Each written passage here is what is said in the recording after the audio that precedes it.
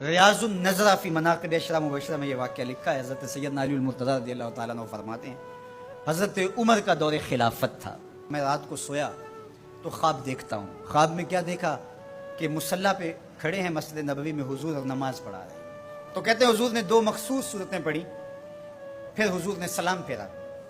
تو سلام جب حضور پھیرتے تھے تو بہت جلد رخ پلٹ کے صحابہ کی طرف کر لیتے. حضور جانتے تھے صحابہ میری زیارت کے لیے ترس گئے ہوں, چونکہ اتنے لمحے بھی کب گزرتے تھے. تو حضرت علی فرماتے میں نے خواب میں دیکھا کہ کوئی خاتون باکورہ لے کے کھجوروں کی شکل میں حضور کی خدمت میں حاضر ہو.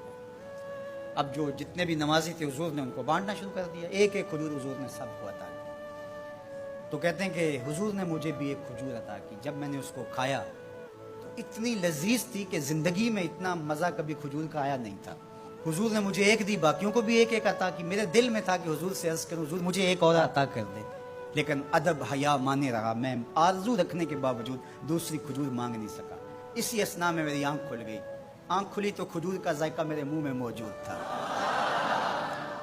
مسجد نبوی میں ادھر اذان ہو رہی ہے. میں جلدی سے وضو کیا اور سنتیں پڑھی اور مسجد نبوی میں پہنچا تو حضرت عمر نماز پڑھا رہے تھے.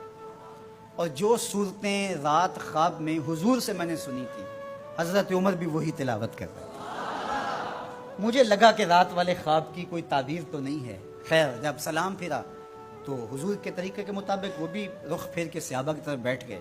میں نے دیکھا ایک طرف سے خاتون کھجوریں لے کر کے بھی آ گئی. اب مجھے پکا ہو گیا کہ خواب کی تعبیر ہی میں لکھ. خیر حضرت عمر بانٹنے لگے تو مجھے بھی کھجور دی. میں نے وہ کھائی تو واقعی وہ بہت لذیذ تھی. حضور سے تو مانگ نہیں سکا تھا, ادب حیا مانے رہا تھا, لیکن جناب عمر سے تو دوستانہ تھا. ان سے میں نے بے تکلف کہہ دیا عمر ایک کھجور سے کام نہیں چلے گا, مجھے ایک اور دو. تو جناب عمر نے میری جانب مانا خیز نظروں سے دیکھا اور پھر مسکرا کے بولے حضور نے دی تھی کہ میں بھی دوں. ان کی تو آپس میں دوستیوں کا تعلق تھا, ان کی تو محبتوں کے رشتے تھے, اور ہم ان کو آپس میں کھڑا کیا ہوا ہے.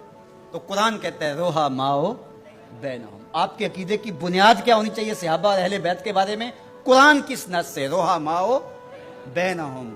روایت کوئی کتنی بھی بڑی کتاب میں کیوں نہ لکھی ہو اس میں سکم ہو سکتا ہے, راوی جھوٹ بول سکتا ہے, لیکن قرآن کی تو قطعی بات ہے نا. اس لیے قرآن کہتا ہے روحا ماؤ بینہم. یہ تو آپس میں پیار کرنے والے تھے, یہ تو آپس میں محبت کرنے والے تھے. ان کا تو الفتوں کا رشتہ تھا, ایک دوسرے کے وزیر اور مشیر رہے ہیں, ایک دوسرے کے کاموں میں ان کی معاونت کرتے رہے ہیں. یہ تو محبت کے ربط اور رشتے رکھتے تھے, اور ایک دوسرے سے پیار کا رشتہ بڑا گوڑا تھا. اللہ ہمیں صحابہ اور اہل بیت کی چوکھٹ کا غلام رکھے.